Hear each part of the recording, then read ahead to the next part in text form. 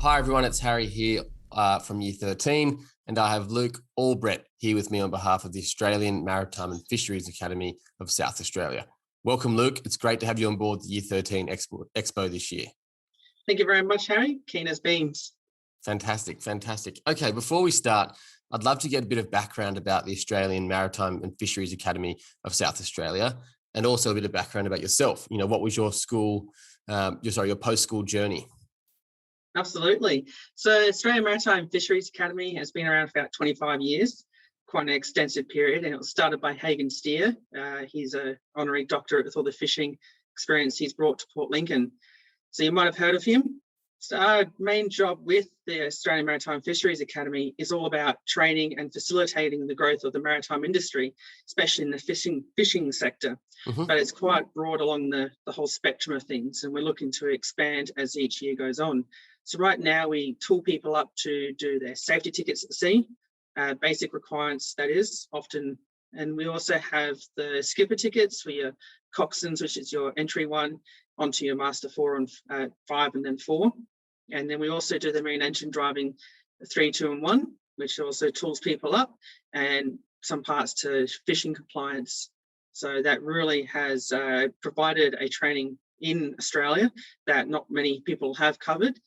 We also have a campus down in Port Lincoln, and we also go up to Darwin and we teach there as well. In fact, we've got a couple lecturers, I should say, who have just been up to Maningrida, who are teaching Indigenous Australians their coxswain 2, which is just a little one underneath coxswain 1, which will allow them to become rangers and work up there in the maritime industry, but as park rangers on the water.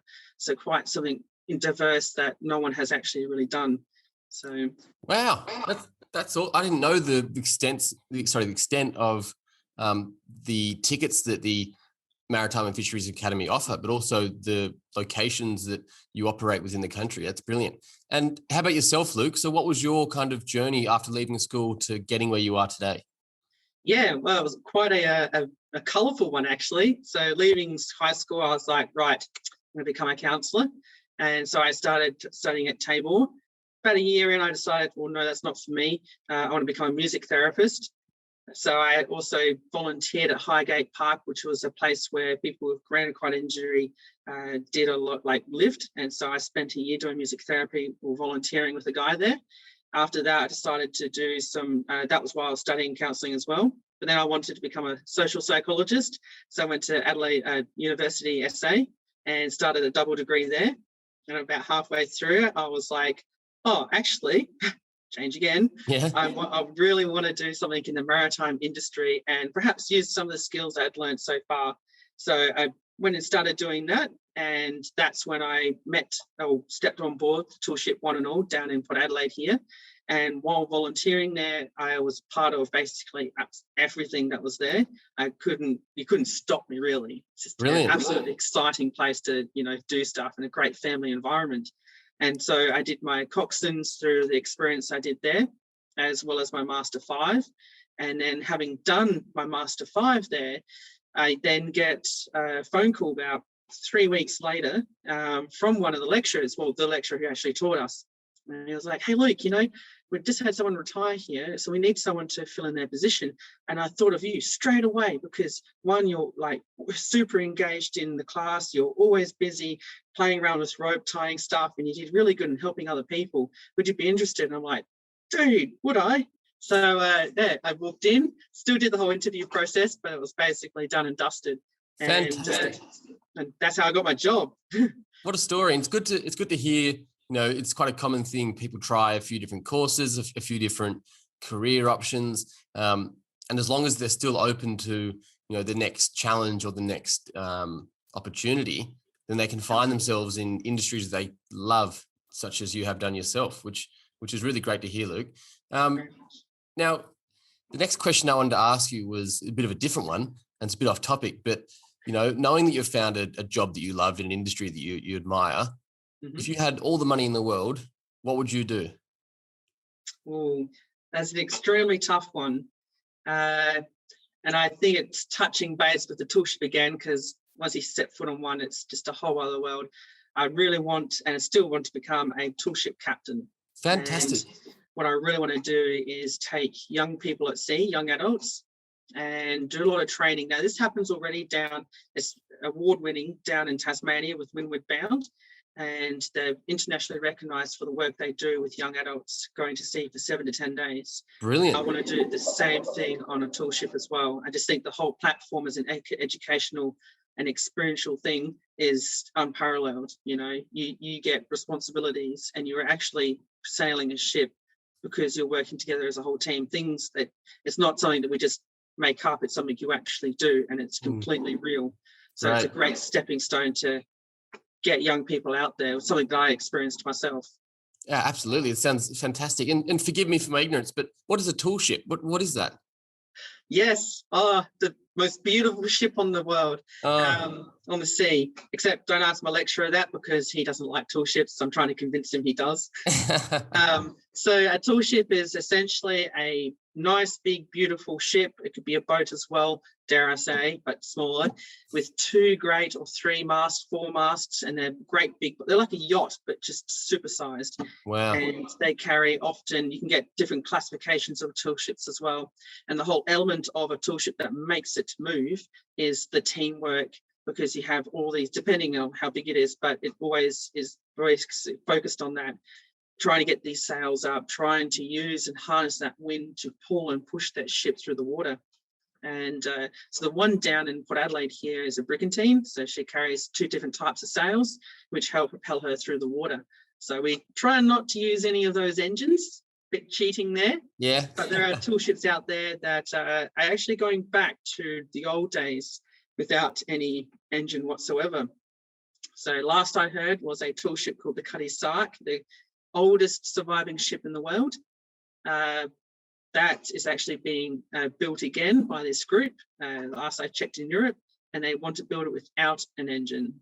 So there you go. I'm not sure how that's going to go, but yeah, quite interesting. Great. Well, thanks for that. That does sound like an awesome opportunity, and it's awesome to know that, you know, even with all the money in the world, you'd still choose that ambition to captain your own tool ship one day with a group of, you know, young adults and take them out to sea for 7 to 10 days to, you know, learn all the things about mateship and camaraderie and teamwork. And of course, it's an important skill to learn.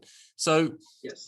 Thinking about back to school, are there any particular subjects that might have helped you with the important skills of communication or discipline or attention to detail that's required in the Maritime and Fishing Academy? I think the biggest one that had lent the greatest would be drama, just based completely on how diverse that is and how many requirements are. You're faced with having to talk and be something different, but then also be yourself and work with a high standard as well, depending on what's going on in the drama sector. And so that really helped me in year 12, especially pushed my boundaries, especially socially. That's a real big one. Working together professionally in the maritime industry in such close quarters, often in a boat, those social skills and how to, work around people.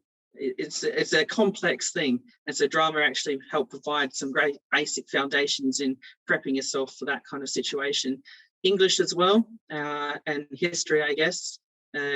History basically with the touching base on the, precursors of our modern, maritime industry.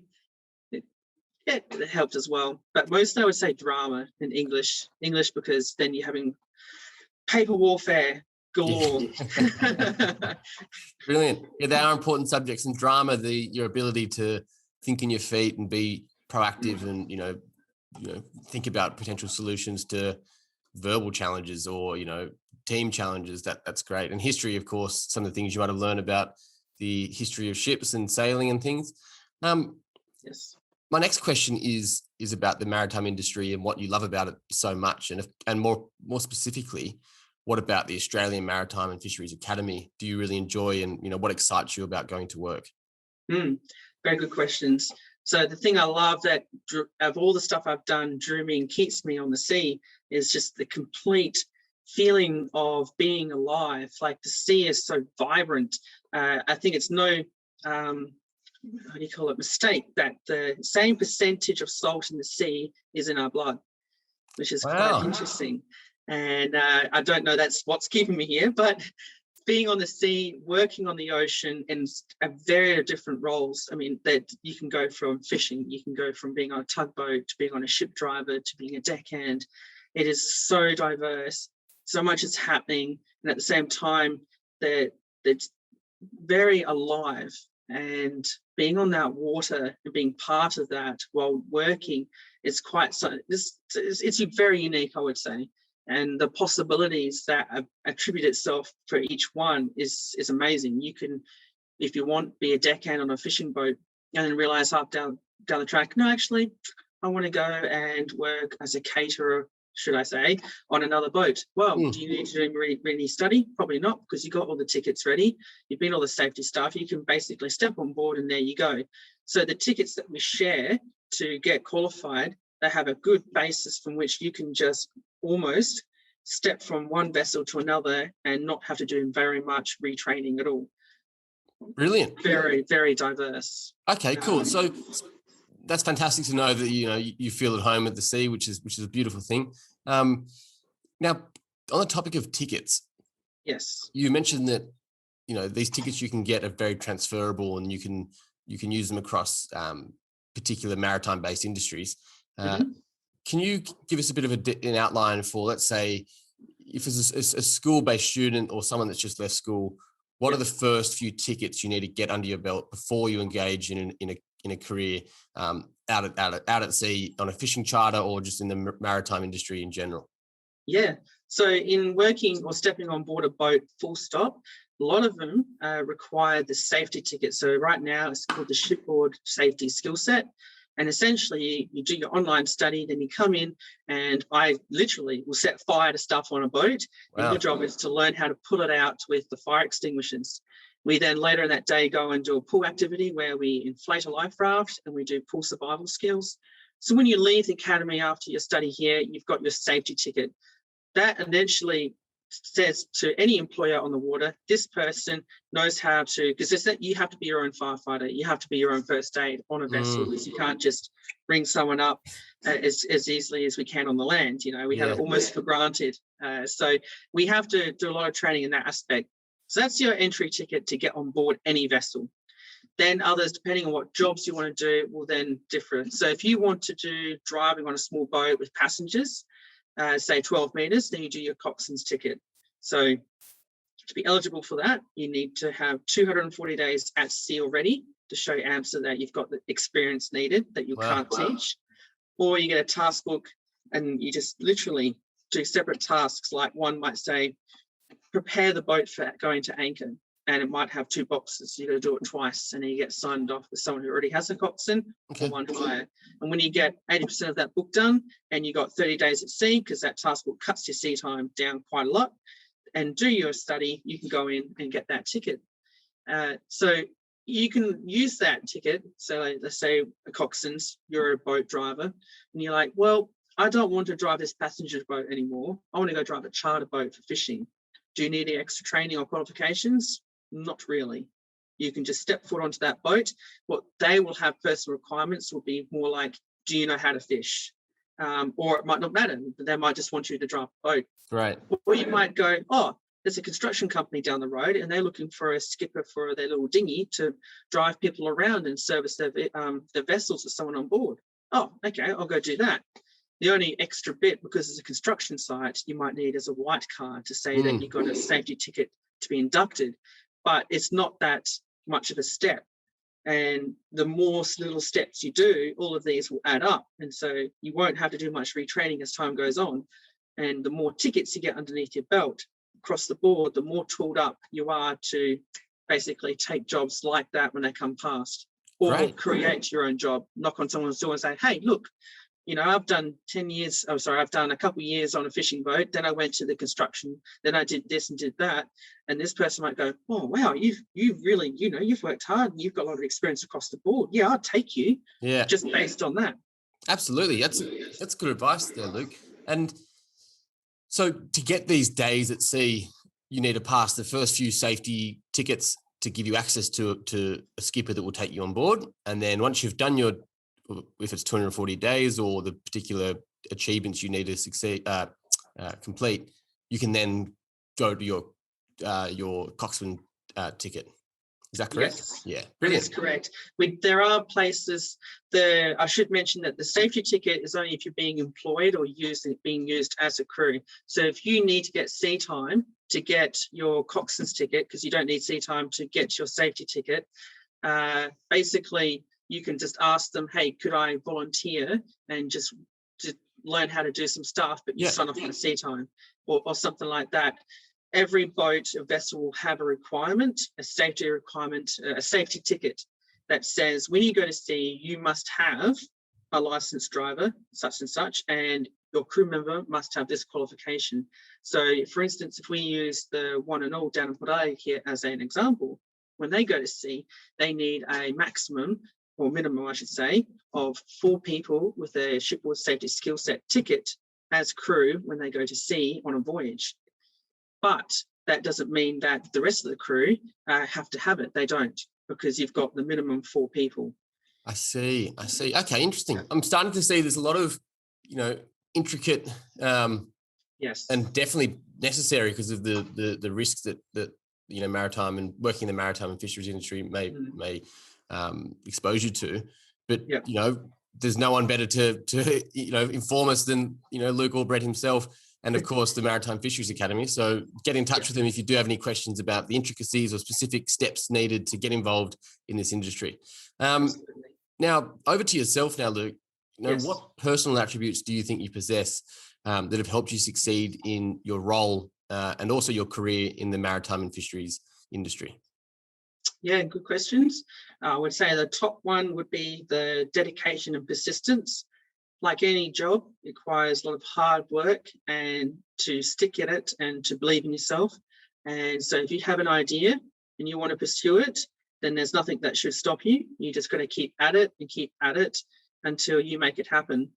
So that in mind, I think one of the personal attributes I've got there is dedication and persistence, because I want to make something happen.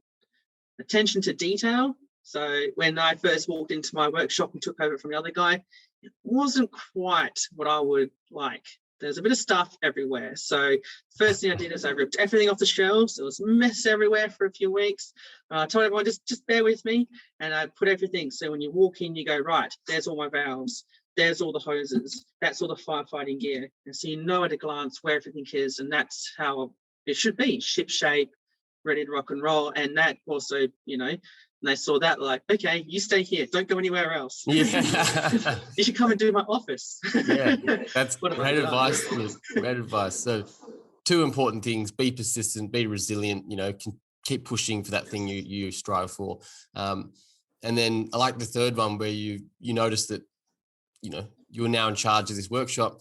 Mm-hmm. The old way of doing things wasn't working for you. So you fixed it. There's no, that's a big thing in life. There's no, things can change for the better. So never be afraid to put your own personal twist on something, or if you've got an idea about, doing something more efficiently, or maybe something works better for you and then you think it'll, impact other people in a positive way, don't be afraid to put your hand up, and because more often than not, people are interested in hearing these, great ideas and these changes that you may have. Okay. Yes. So I can see those, even just talking to you for the past 20 minutes, I can tell that you exhibit those attributes and those skills, which is brilliant. Now, I imagine some of these personal attributes of yours have allowed you to overcome some large challenges, but also they've probably earned you some pretty great awards or pretty great recognition. Can you speak to any of these challenges or achievements in your career? I think the biggest thing that career-wise and pretty much everything leading up to that, because I have high-functioning autism, is the biggest thing to have overcome in terms of the social side of things, and also making sure that am I more than ready to get myself a job, to make my way. And so the biggest was trying to decipher that upon all the other little bits and pieces that make things difficult, and that was the greatest challenge. And that's it. It always have its. I think what we think about challenges, once it's overcome, that's it. That's done. Sometimes we also need to manage it. So overcoming something actually builds you up and becomes more resilient, and it aids your determination. So don't be afraid of challenges. See that as an opportunity to actually grow yourself. and you've got to come out there like you've never believed. It'll do stuff that, you know, we can't predict. Don't be afraid of it. Just Wow, Luke, get in there and do it. that's really inspirational, and it's so true. You know, you had a challenge in overcoming the social side of you know, particular challenges you experienced in your career, and you accepted that there's certain actions you needed to take and prepare yourself to get past that and open, you know, get over the next hill to see what was on the other side, and what was hopefully, you know, a 30-40 year career in the maritime fisheries industry, which you may never had the opportunity to be involved with if you didn't overcome that first challenge. And the best thing I think you've mentioned as well is that you also accept that it's an ongoing challenge that you need to continually work out and continually improve.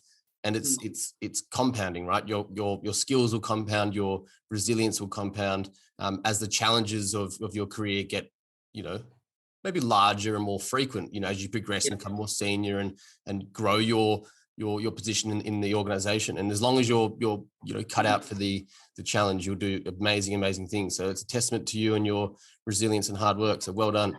Thank you very much.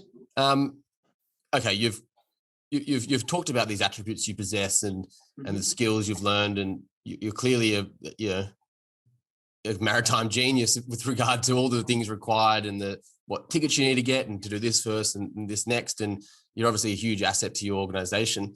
Now, there's no one better to ask for advice for young individuals looking to get into this industry, whether it's kind of if they've got passions about working on a fishing charter, or if they want to work just at sea in general. What's the first step? What's the best step they should take to get involved? Knowledge. Knowledge is power. It equips you, gives you an idea of what you're going to be faced with and what you're going to encounter. So do your research, watch those videos. We got lots of great media online that gives us the live view of what's it like going to sea and the challenges that sailors have to face, you know, and across the board.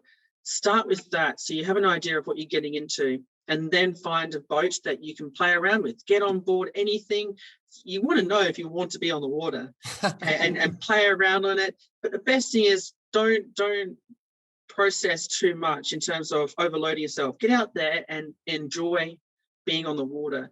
Enjoy working and find the good in it, because then that helps you to keep in mind what is your passion and how you want to follow it.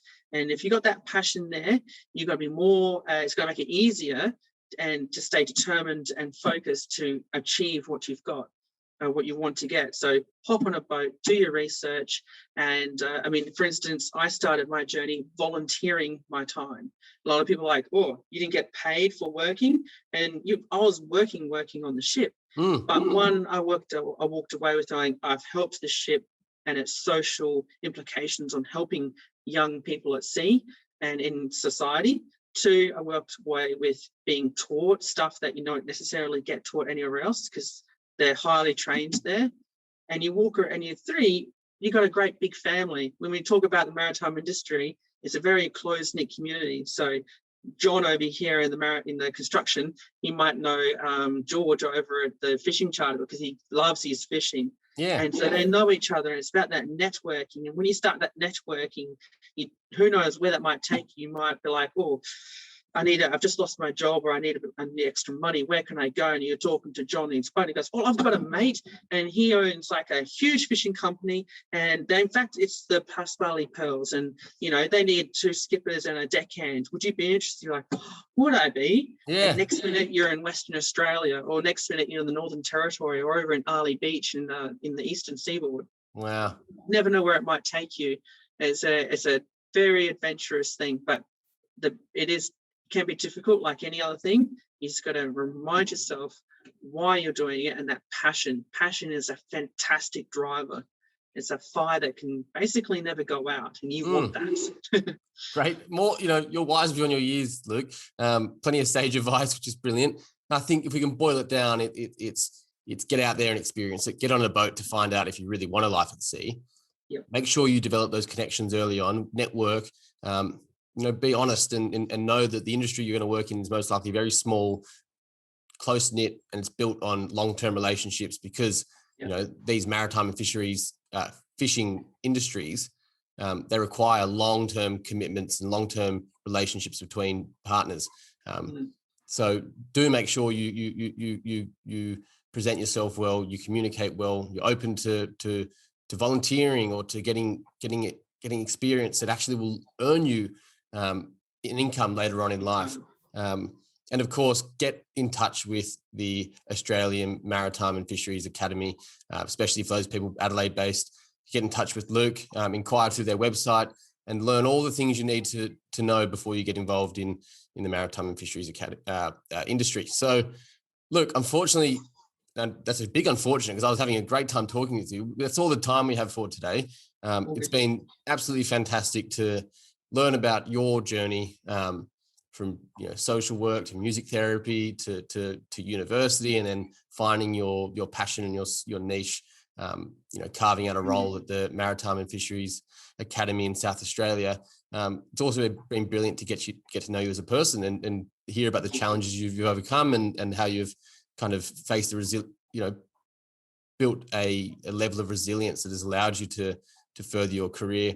And of course, thank you so much for all the technical and theoretical knowledge on the skills and tickets required to get involved in a career in the maritime and fisheries industry. So again, thank you so much for your time. It's been absolutely brilliant. Thank you, Luke. No worries, Harry. Thank you very much for having me.